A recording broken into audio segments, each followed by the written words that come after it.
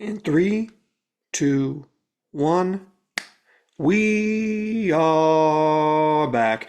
It's Tommy Gain here, your favorite talk show host for Tommy Talk, Tommy Talk, Tommy Talk.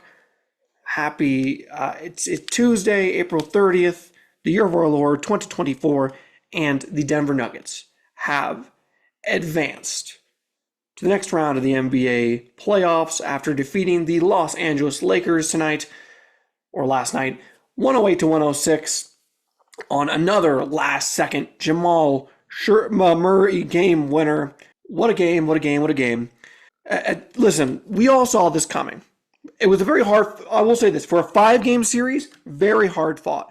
But at the end of the day, even though the Lakers got one back, the Nuggets own their souls at this point. They own their souls. The Nuggets have it, and the Lakers do not. And that has to be the lesson of this series.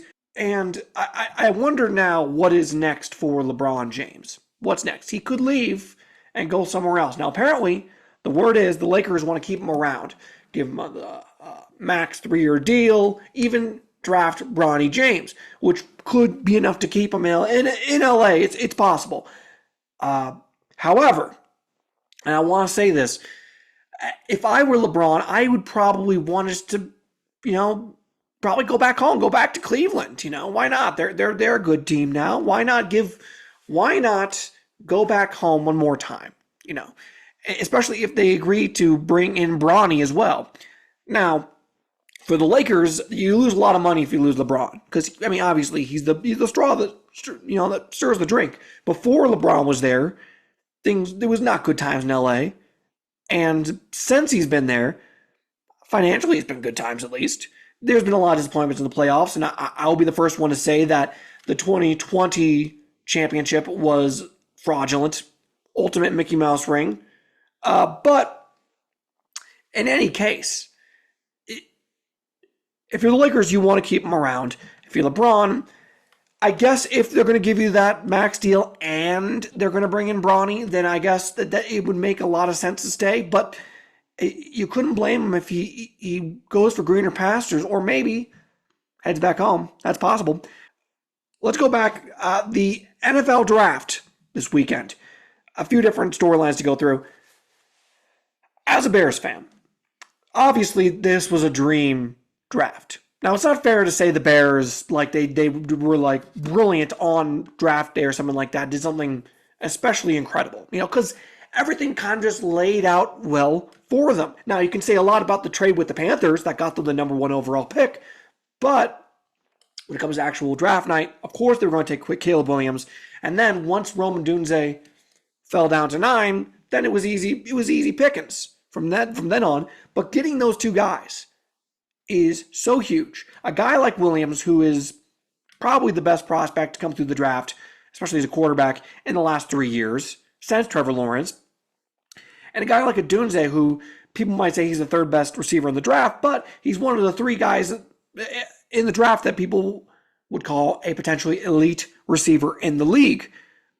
With him, Marvin Harrison Jr., and Malik Neighbors. So adding Odunze, and even if Odunze is only wide receiver 3, now you have DJ Moore, Keenan Allen, and Odunze as your wide receiving core, along with Cole Kmet as your tight end, and then a backfield of DeAndre Swift, Roschon Johnson, Khalil Herbert. That is a heck of an offense right there. That is a top 5 receiving core and a top 5 running back core, even though you don't have a superstar running back in there. That is depth right there. That is real, true depth. If I'm Caleb Williams, I'm excited about going to Chicago, being in front of the Chicago fans, getting a chance to be that guy that us as Bears fans have never had the opportunity to have before. At the same time, the pressure is now on. If you are Matt Eberflus, he's looking fly with the beard he's got going on now. The aura is different about him, but can he win? Can he avoid the pratfalls that he has had the last couple seasons as the Bears head coach, now that he has, at least on paper, a really great offense? And he has Shane Waldron, who I think, if things go too well, we could end up not having any more as offensive coordinator. That's how good, how much, high regard I think Shane Waldron deserves. But obviously, a great first night for the Bears, and then they get Troy Taylor. People think that they shouldn't have drafted a punter. They should have gone for another problem area. They should have just signed a punter in free agency. But Troy Taylor, out of Iowa, he is one of those few punters that can be a difference maker on the field. And it's different drafting a punter compared to a field goal kicker, because you draft a field goal kicker and they get the yips and then things just fall apart. You get a Roberto Aguayo, you might say, out of the draft. But with a punter, at the very least, they have those physical abilities to at least boom it, at the very least. And at best, if they can just keep keep the good times rolling from college, they could be truly special. I think Troy Taylor could be huge. And if you could say about the Bears, like, either they're going to be scoring on you or they're going to be pinning you down deep in the zone, that's a tough team to handle right there. That's a tough team to handle. Especially because the Bears also may have a top 5 defense. I'm talking way too much about the Bears, but that's because I'm very excited as a Bears fan, which only means that the Bears are probably going to end up disappointing me. But for now, I'm not going to believe that. I'm very excited. Moving on from there. So, obviously, the Commanders took Jaden Daniels at 2, and then the Patriots took Drake May at 3. It took until pick 8 for a 4th quarterback to be taken, which was my number 2 quarterback in the board, Michael Penix Jr. Now, for the Falcons, who took Penix Jr. at 8, I think two separate things with their quarterbacks. If they did them by themselves, I would think, great job. You sign Kirk Cousins to a big deal, $180 million. And I say, great move. Great move. Maybe the money doesn't make that much sense considering his age, but if you want short-term quarterbacking, Kirk Cousins may be your guy. Because Kirk Cousins still can sling it. He can still ball. I like Kirk Cousins, even if I don't think he is elite or a franchise quarterback. I still think in a time where you at the very least need above average quarterback play, I think he can give you that. And sometimes he can give you great quarterback play. He can bring you to the playoffs, and he can get the ball to your weapons. So if it was just that, I'd say pretty good job, Falcons. And then if it was just you drafted Michael Penix Jr. at 8, I'd say great job, Falcons. Some people are very low on Penix. I'm very high on Penix. I had him number 2. I said it was Williams 1, him at 2. I think that he is a rare combination in this draft, especially, of someone with arm talent, accuracy, maturity, all these things that you need at the NFL level, despite his injury history and his age. He's 24 years old, which is a little bit old for a lot of, evaluators and guys like Zach Lyons that say, oh, I want a guy that can grow. I would have really liked it if I were them getting at 8. He's someone that can step in relatively soon and give you really good quarterback play. He could develop into a really above average, or, who knows? Who knows? Because he was a great quarterback in college. But the Falcons decided to do both, which, you can't overthink it. It just simply was not good. It just was not a good move. Because either A, Kirk Cousins is a dud, and you bring in Penix, and then you have a bunch of money. You're on the hook for a bunch of money from Cousins. You're in cap hell with the Cousins deal. That's one.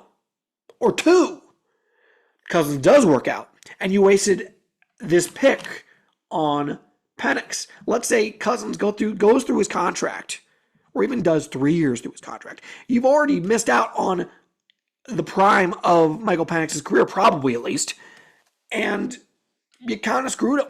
So I really don't think this was the right move for the Falcons. Now, having said that, I think in the short term, maybe it could work out if, you kind of have a contingency plan. I think they could have good quarterbacking either way, but it just seems like when it comes to resource allocation, it doesn't make a whole lot of sense. It really doesn't. I'm sorry, Falcons fans. It's the truth. You got to deal with it. And you saw their GM trying to explain it to the owner, kind of trying to explain why they did what they did. There's not much to explain there. There just isn't much to explain. I'm sorry, Falcons fans. And then after that, the next two quarterbacks taken, I don't think should have been taken in the first round. And I think both of these guys,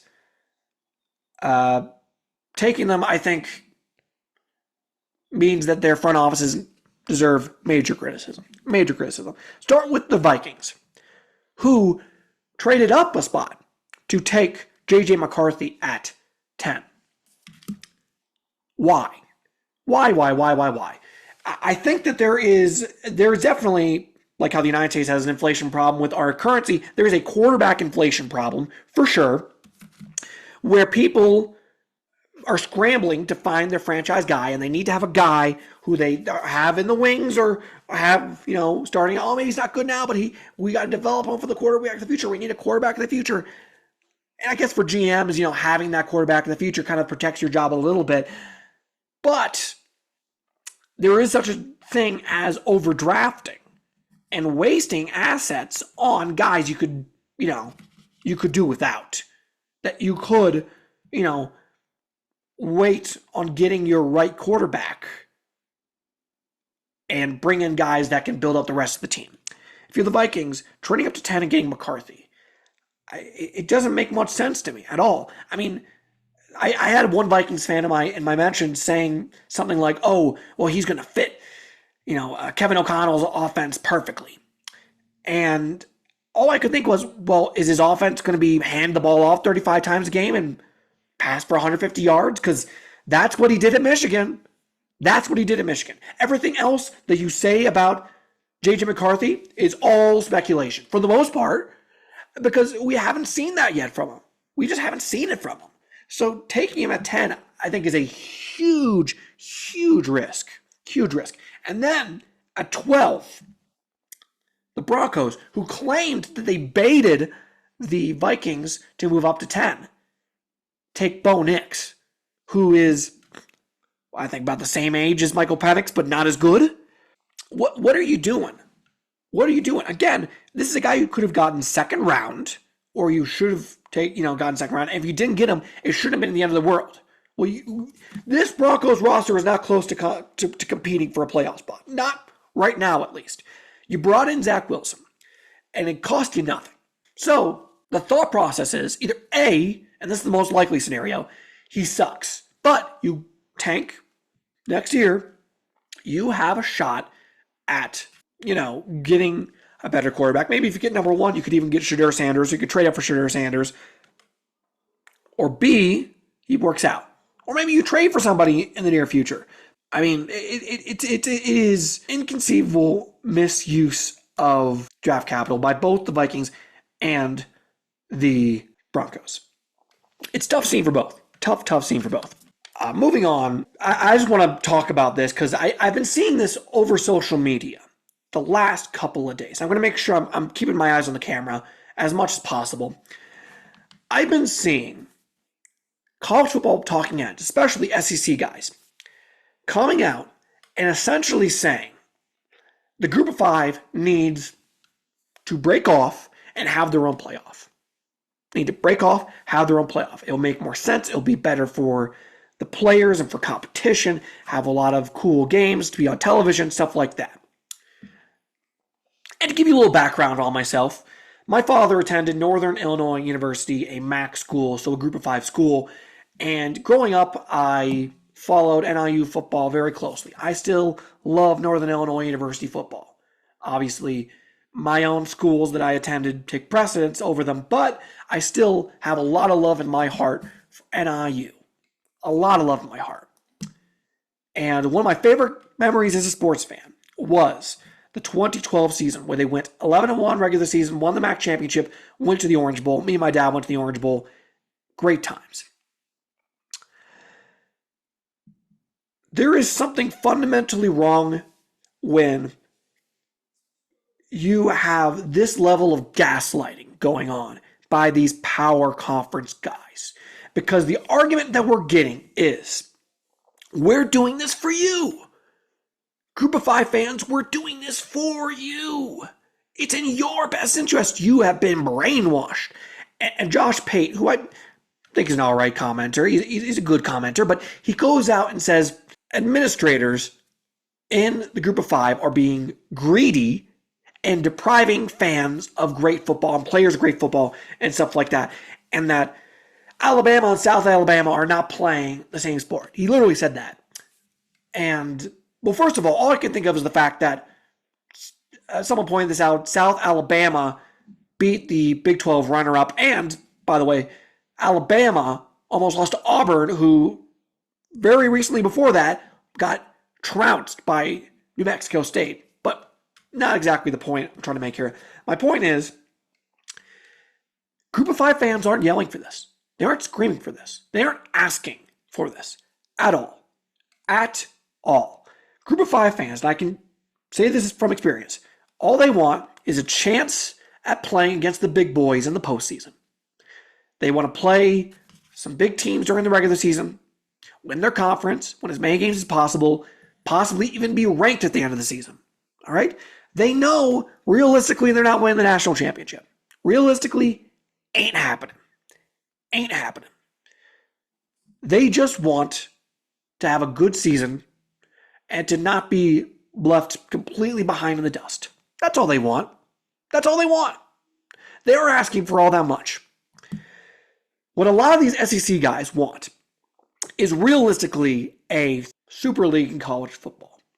That's what they want. They want it to be Big 10, SEC, and I guess the Big 12, although they could probably do without the Big 12.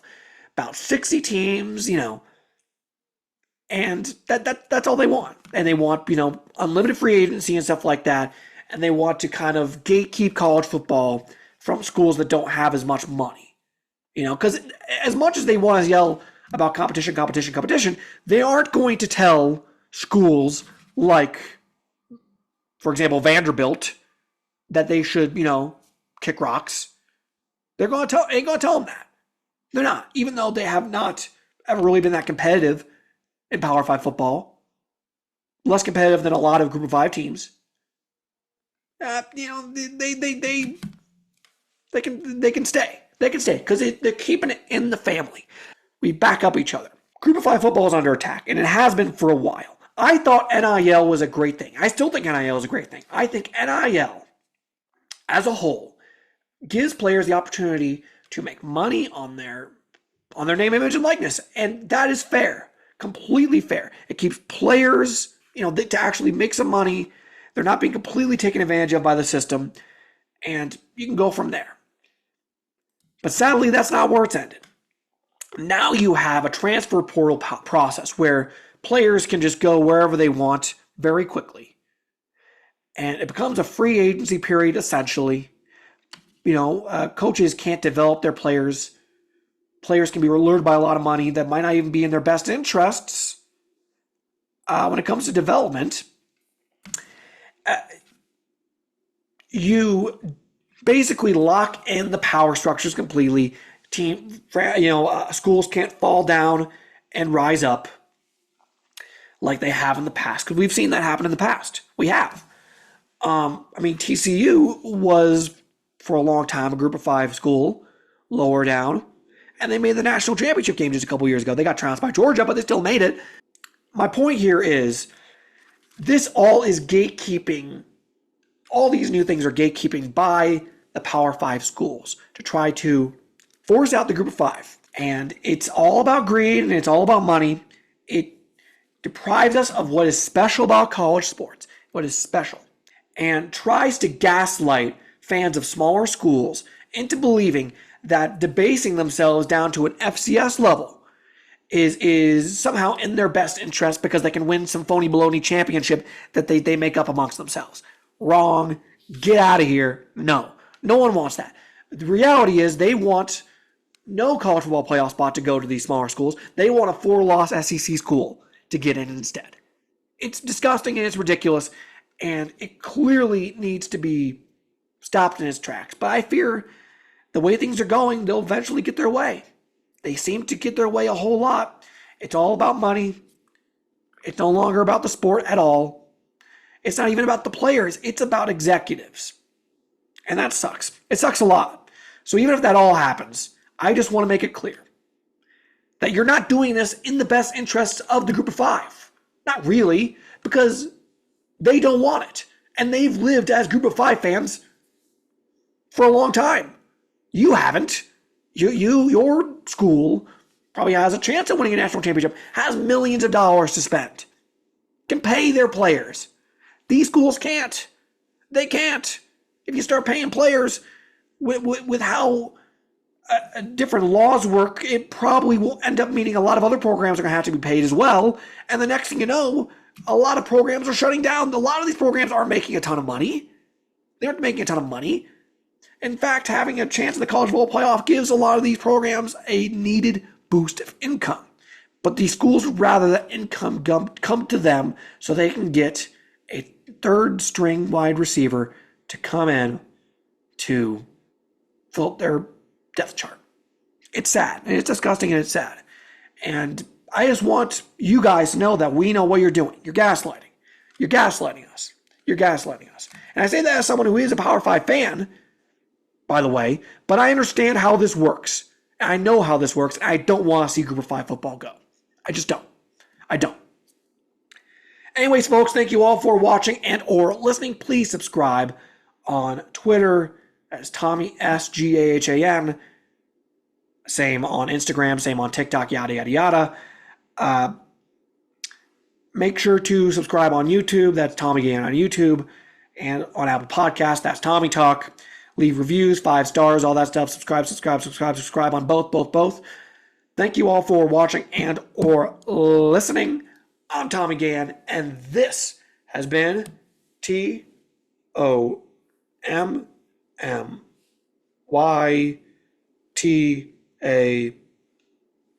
Trying to get L K. Wait, no, not that. Yeah, whatever. See you guys.